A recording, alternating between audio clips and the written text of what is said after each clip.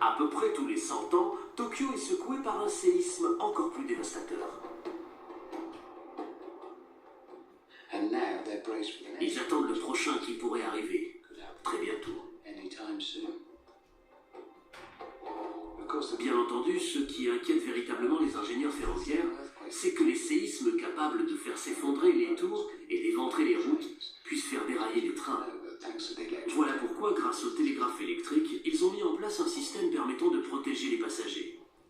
Je vais relire les instructions à suivre en cas de tremblement de terre, histoire d'être prêt. Abritez-vous sous une table. C'est l'hiver.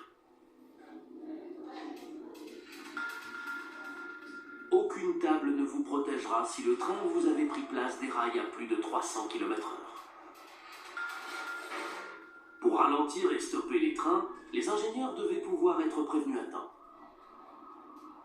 Voilà pourquoi ils ont conçu le tout premier système d'alerte au séisme. L'objectif consistait à informer le personnel ferroviaire avant qu'un tremblement de terre ne frappe. Mais dans la pratique, son fonctionnement demeurait problématique. Ce système d'alerte au séisme n'avait rien de plus extraordinaire qu'un sismomètre.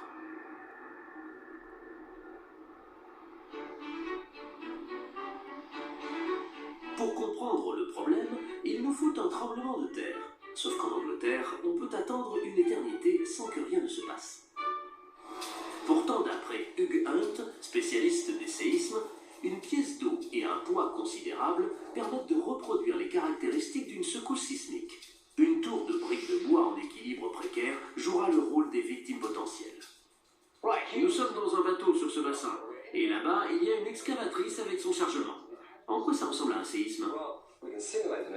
Nous allons simuler un séisme en lâchant cette ferraille dans l'eau, laquelle va créer une vague semblable aux ondes de choc souterraines des tremblements de terre. Hugh a mis au point un système pour m'avertir du séisme avant qu'il ne sévisse, de sorte que j'essaie de protéger ma tour. Tout dépend de ça. Cet objet-là, c'est un sismomètre. Ça mesure les mouvements du sol. Le sismomètre d'Hugh devrait détecter le séisme et déclencher une alerte sur son PC. Vous voulez dire que le système relié à ma tour saura quand un tremblement de terre va se produire? Et je vais utiliser mon système de détection pour vous dire quand agir pour protéger la tour. C'est ça ma protection, une épuisette? Oui. Vous êtes prêts? Oui. Bien, je vais donc m'efforcer d'ignorer le boucan de ces métaux qui vont tomber dans l'eau à 20 mètres de moi. Et je ne bougerai pas jusqu'à ce que le système mis au point par Hugh ait capté l'onde de choc. On y va pour le séisme.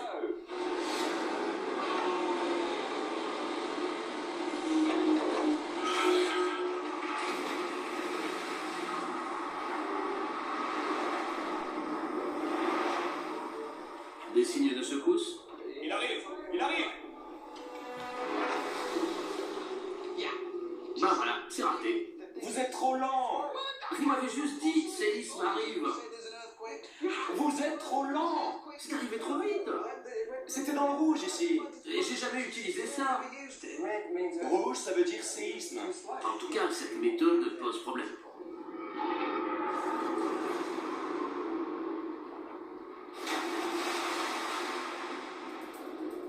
Le principe d'Hugh ne permet de détecter un séisme que lorsque celui-ci a commencé à frapper. Autant dire que c'est un mode d'alerte très précaire. Heureusement, les systèmes de protection du Shinkansen tirent parti du fait que les séismes ne sont pas aussi sournois que ça. Ils annoncent leur arrivée par des petites ondes de choc rapides. Il y a 100 et quelques années, on a découvert qu'il y a en réalité deux ondes. Une première qu'on appelle P et une seconde qu'on appelle S. Les ondes de choc de la seconde catégorie, plus lentes, sont celles qui détruisent les hauts immeubles des villes et ma tour flottante.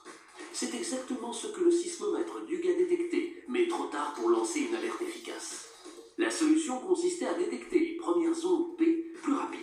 Malheureusement, étant beaucoup plus faibles que les ondes S, elles nécessitent un sismomètre plus sensible. Aussi, les Japonais ont-ils eu l'idée d'utiliser des électroaimants mis en œuvre pour la première fois dans le télégraphe électrique en 1837. Voici un modèle. retour sur notre pièce d'eau. Je vais mettre à jour mon système d'alerte au tremblement de terre. Cette fois, Sean Gosson, spécialiste des détecteurs, est à bord, avec un sismomètre électromagnétique sophistiqué. Sean, vous nous avez apporté le fin du fin. En quoi cet outil fait-il la différence? Il est beaucoup plus sensible. Ce sismomètre utilise des électroaimants pour détecter d'infimes tremblements, comme les vibrations des ondes P. Avec ça, on peut donc capter les secousses P plus ténues que vous aviez échoué à détecter tout à l'heure. Sympa. Votre méthode consistait juste à dire « Attention au séisme, tout fout le camp !» Le sismomètre de Sean est si sensible qu'on doit le poser au fond du lac. Dès que tout est prêt, on y va. Hein.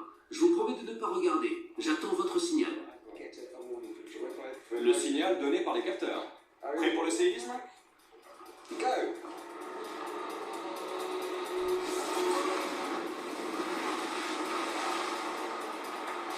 À toi, Richard.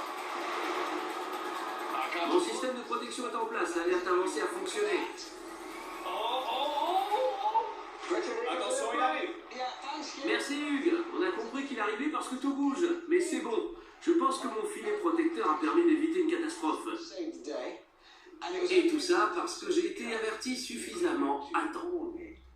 Alors qu'avec vous, Hugues, ça avait été trop rapide. Et la seule différence tient au fait que votre système électromagnétique peut détecter d'infimes variations de secousses. Le principe de Sean m'a permis d'être prévenu 7 secondes avant que le séisme ne frappe. C'est ce qu'on appelle un système d'alerte anticipé. Voilà comment les sismomètres utilisant des électroaimants sont assez sensibles pour protéger efficacement les trains à grande vitesse.